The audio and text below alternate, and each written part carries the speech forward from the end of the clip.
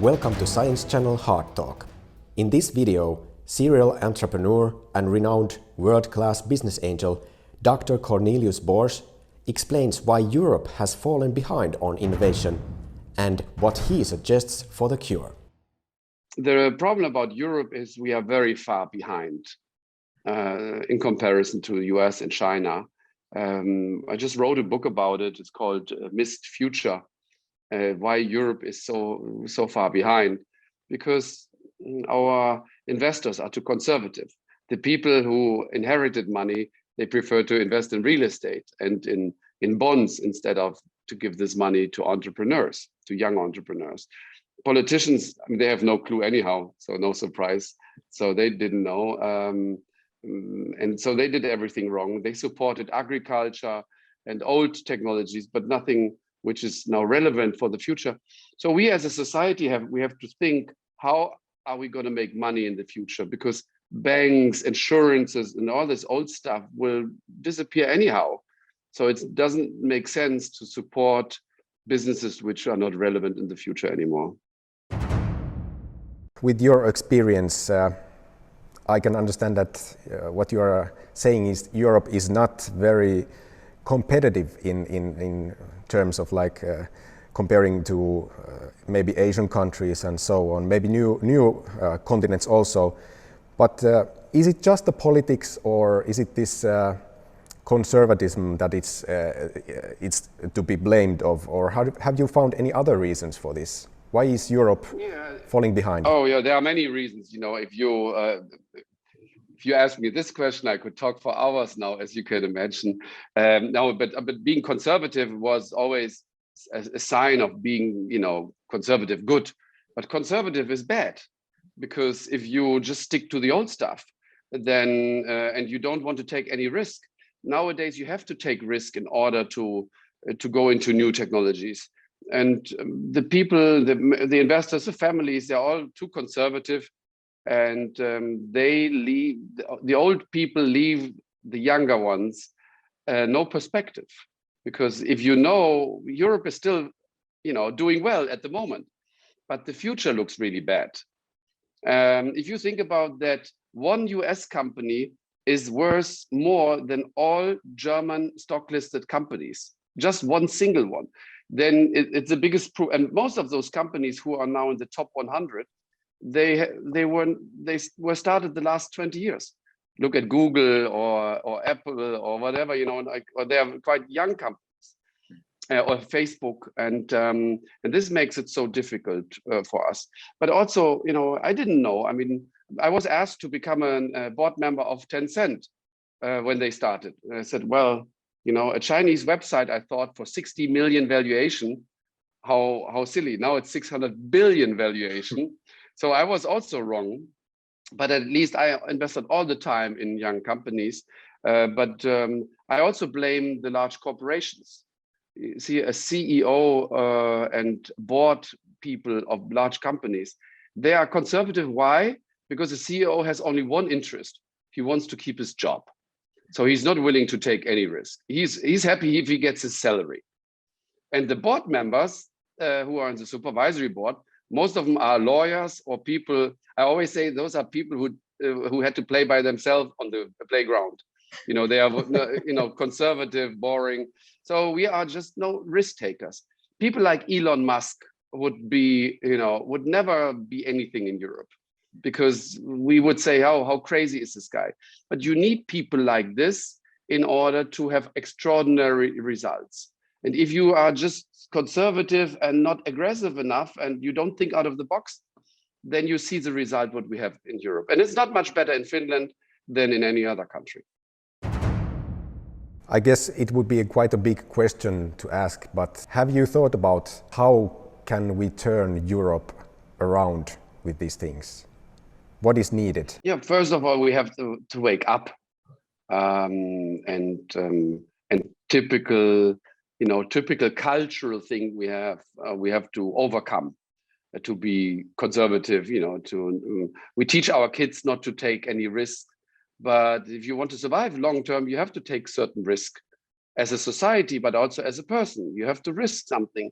And if you want to work for the government, It's nice, but it is not the same as when you start your own company. And so I think that we have to change. We have to change also the large companies. We have to get those old white hair men out of the supervisory boards of companies. If you are an average 65 or 70, how can you produce products for 15 or 20-year-old? This just doesn't work. And I can tell you hundreds of stories why it didn't work. I mean, many of those ideas were started in Europe, but nobody wanted to invest, and they all went to the US or to China, and there they were successful. Look at Shopify. It's a German person who started this. Now it's a few $100 billion company, but he did not find any money in Europe. So this is a big problem, that all the good talent is leaving. And if you are a successful entrepreneur, then it's still difficult to get money in Europe. Scandinavia is a little bit better. You have more venture capital than other countries, but you have other problems. Your markets are so small. You know, even if you're a market leader in Finland or in Scandinavia, who cares? It's just so small that it doesn't really help you. It's the same, by the way, with Germany. It's too small. And it's 83 million people, but still too small. So we have to think more Europe. So we have to, you know, we have to think more international. We are focusing too much on our national markets. When you think about technology and the tech industry, who is driving the change with tech, and what are the intentions? Is it to make people's lives better, or is it to just haul a lot of profit? Well, I think it's both. You know, we should not criticize an entrepreneur who seeks for, you know, for money. I mean, this is our system. This is why we are good. You know, why we have been successful. But it is, of course, also to make life better, because it's all about that life becomes more convenient. Look at what just happened during Corona. Now we don't have to travel anymore as much. We can just make Zoom calls. I like it personally. I think it's much more productive. It's much more ecological friendly. So a lot of things will get better. And the problems we are facing in the world, I think most of them we only can overcome them with technology. If we really want to make the environment more cleaner, etc., technology is the key in many problems we are facing. We started this discussion about what technologies and trends are most exciting to you, but what should we as people think? What would we should look forward to in technologies in the future? Well, we should be excited about it. You know, sometimes I have the impression that people are afraid, especially Germany. In all statistics, we are very bad. We are not technology friendly. Yes, we like cars because that's where we're good at, but all the rest, we are not early adapters. The younger people are much more open than the older people related to technology. I think we should be open-minded. We should also not accept all technology. I think, you know, privacy is a big topic, but sometimes I feel that we criticize it, but at the same time we open ourselves to Facebook and anything, and we always just click yes, you can have all my data, and this is of course not very very good. So we should be careful with some of the technology, what we want to, you know, what we want to share with other people. I think this is a critical point from my point of view, especially for younger people. There's a lot of mobbing going on. It's much easier to mob somebody with a mobile phone than face to face. And there are many companies who are facing this problem. One of them I just invested, it's called Safe2Net. It's to protect kids against those kind of things with technology.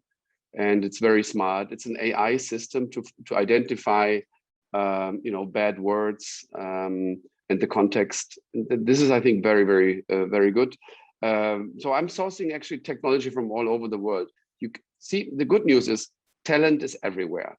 There is no difference in talent between Finland, Spain, US, China. Talent is everywhere. It's the question what we make out of the talent.